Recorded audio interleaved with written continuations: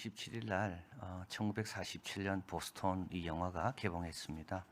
이 서윤복 선수가 1947년 보스턴 마라톤 대회 참여하여 우승한 내용을 담고 있습니다. 서윤복 선수는 집이 너무 어려워서 낮에는 일하고 밤에는 공부를 했는데요.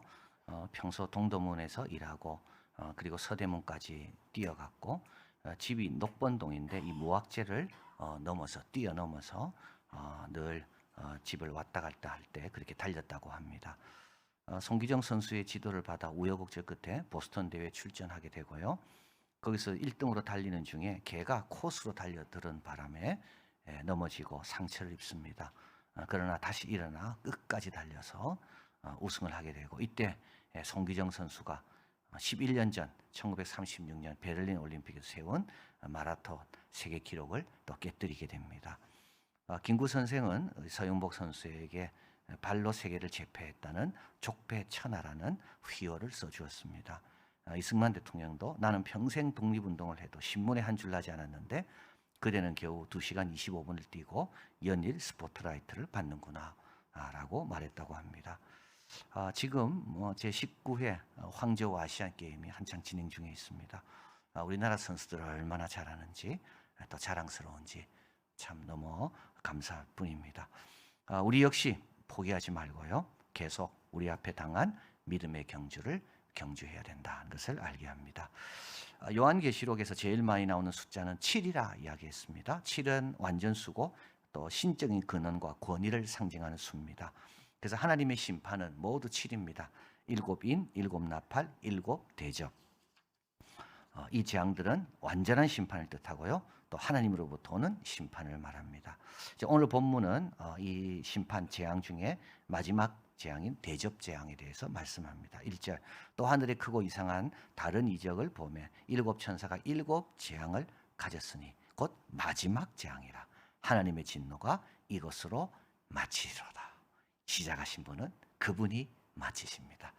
자, 이제 마지막 재앙 앞에서 세 가지 일이 일어나는데요. 첫째 하나는 성도들이 하나님을 찬양합니다. 2절 3절, 그 우상과 그 이름의 수를 이기고 벗어난 자들이.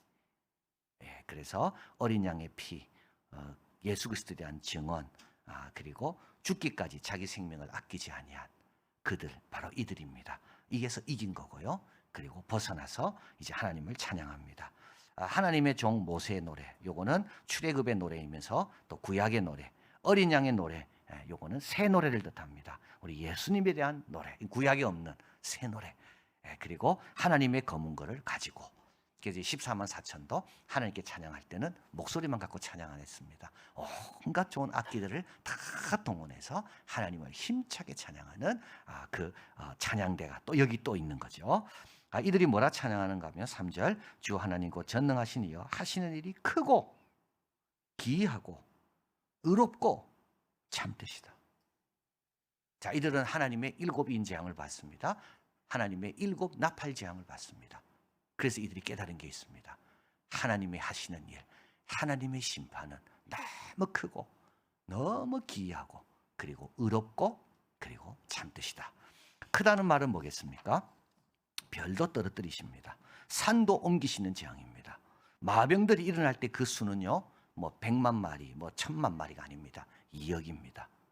그러니까 하나님의 진노는 너무 크기 때문에 우리가 가진 이런 것 갖고 못 막습니다. 내가 지금 쌓은 성 가지고 하나님의 진노는 못 막습니다. 또 하나님의 심판은 기이합니다.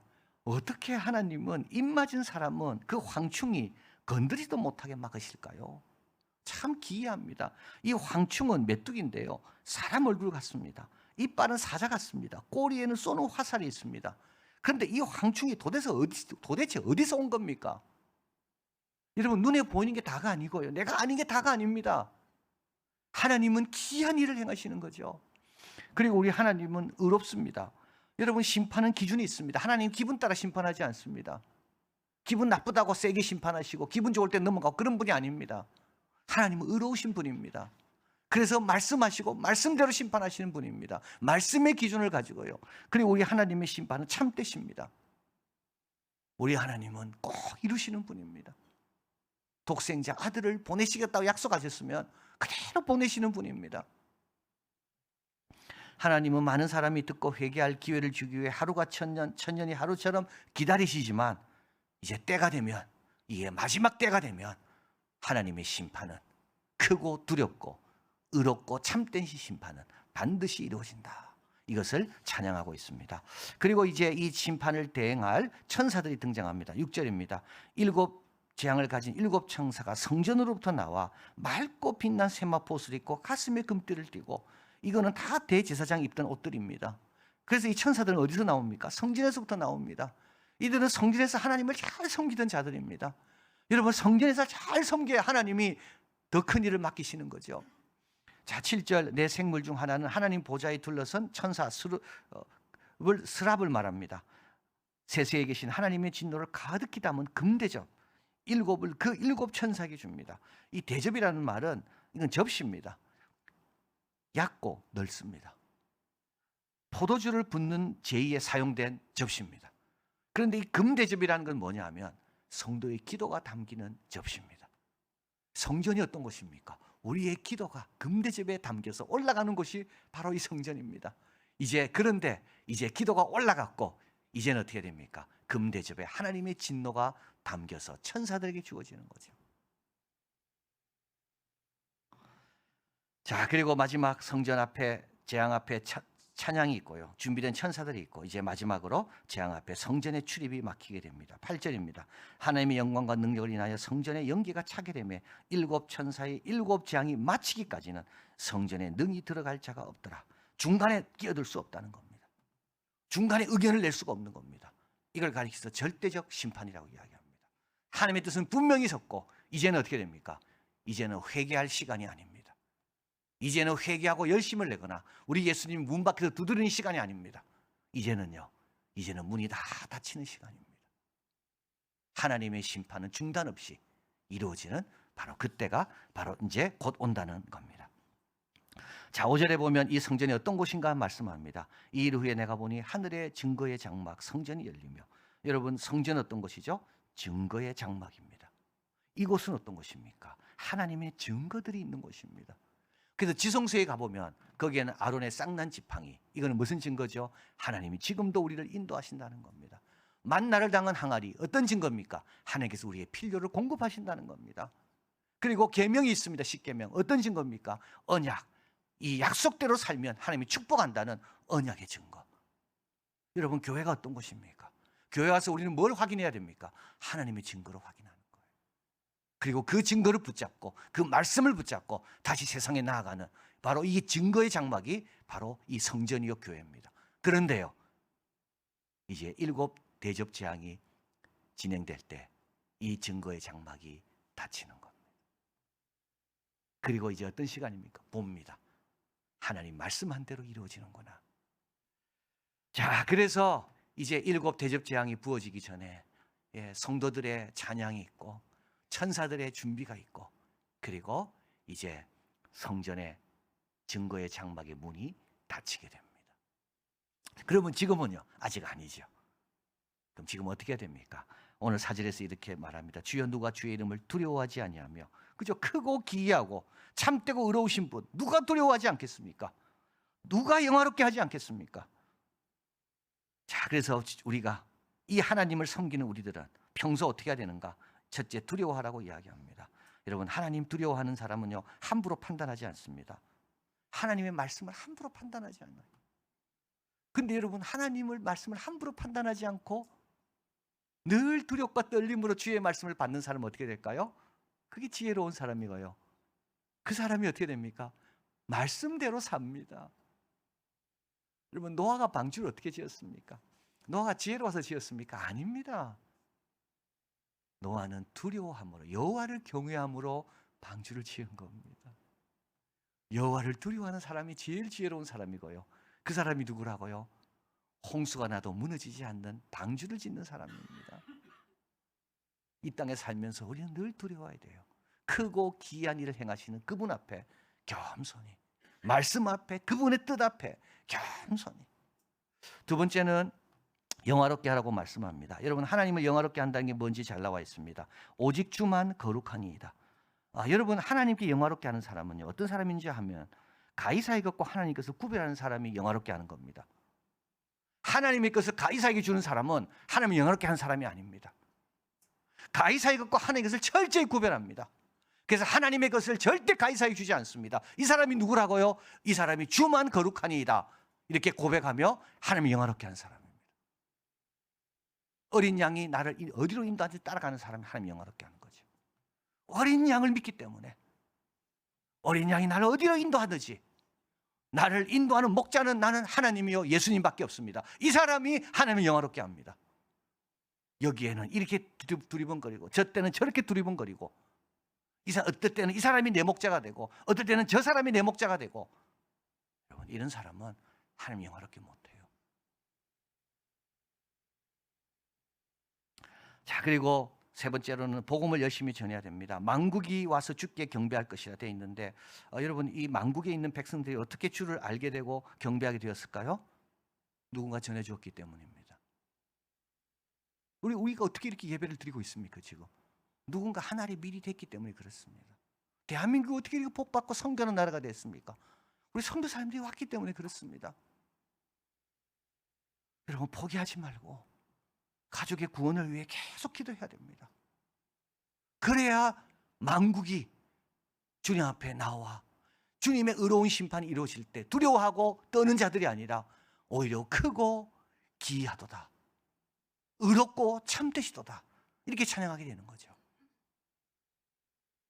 지난 금요일 밤에 아시안 경기로는 처음으로 공식 종목이 된 게 있는데요. e스포츠입니다. 그래서 지금 황저우에서 아시안 게임이 열리고 있는데 올림픽은 황저우에서 배우라고 이야기합니다. 올림픽이 황저우로부터 배워야 될 게 뭐냐? 바로 e스포츠입니다. 지금 우리 젊은 애들은 올림픽을 잘 안 본대요.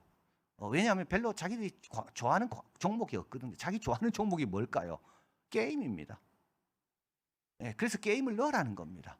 그래야지 이 젊은이들이 올림픽에 더 관심을 가지게 된다는 거죠. 근데 참 황재호는 이번에 공식 종목으로 e스포츠를 넣었습니다.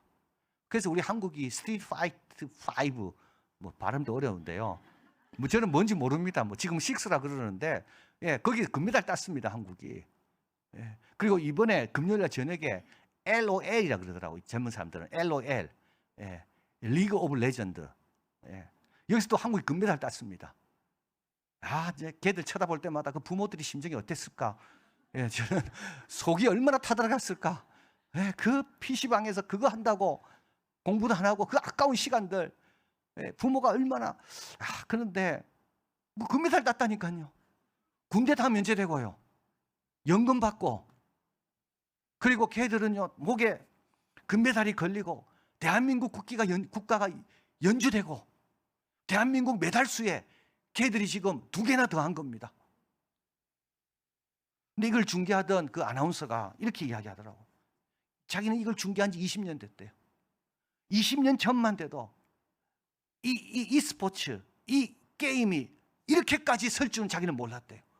20년 전에는 정말 한 게임마다 이걸 누구한테 스폰서를 받아야 될지 정말 막막해서 정말 이 게임이 어떻게 될까 염려했는데 이렇게 대한민국을 빛내는 우리 청년들이 여기에 있고 이 게임으로 인하여 참 이렇게 이 게임이 이렇게 빛나게 될 줄은 자기는 상상도 못했다는 거예요.